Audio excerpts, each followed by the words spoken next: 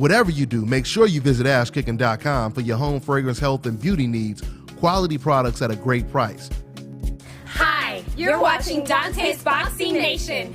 Woo! Hey. Yeah. I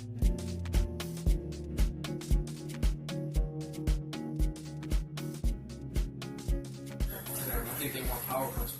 And I think that after Floyd left, I think that they thought that they need power punchers, they need what the fans want, what a casual fan wants. That's what they wanted to make. That's why they saw the propaganda about Triple G and Chocolatito being number one pound for pound list.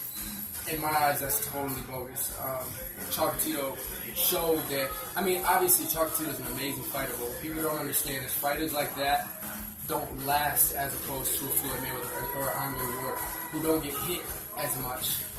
They're going to last. So HBO's thinking they need to create power punches in the stars, but what they don't realize is power punches only last five, maybe 6, 7 years. That's like, that reminds me of if they made, Brandon Rios back in the day when he just looked awesome. He was in his prime. You know what I mean? That only lasted a few years because you can't take, like, a guy like him takes as many, Chocolatito in that fight took as many punches in that one fight as Floyd Mayweather did his entire career. That's not going to last, you know what I mean? So, in my eyes, it's a poor investment. I think they just made the wrong move instead of just being fair. And who the best fighters in the world are, that's who you call the best fighters in the world. I mean, I thought it was bogus seeing, they didn't want to say Andre Ward's name the entire fight.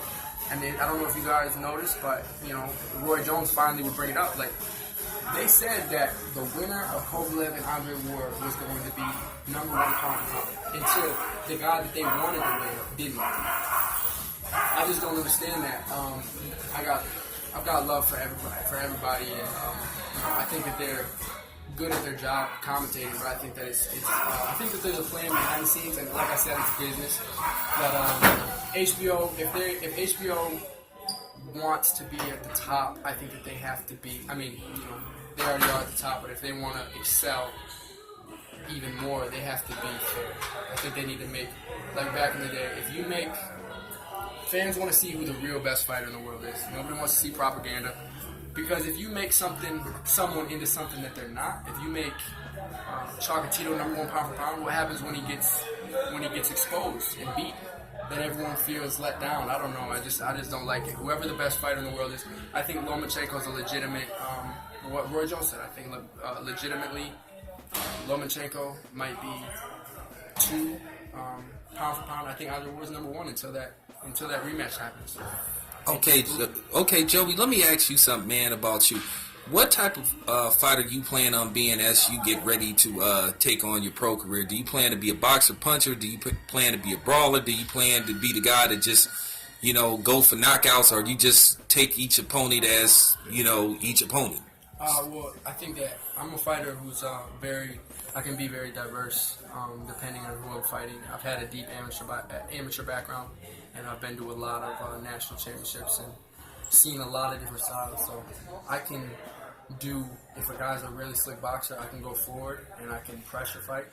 And also I'm a very, very sound boxer. So really it's just whatever comes to me that night. I don't have a set style for every single fight. I have the style that I need to have to win a fight. So that's what I pride myself on. I think that that's what carries fighters, is fighters who are able to adjust.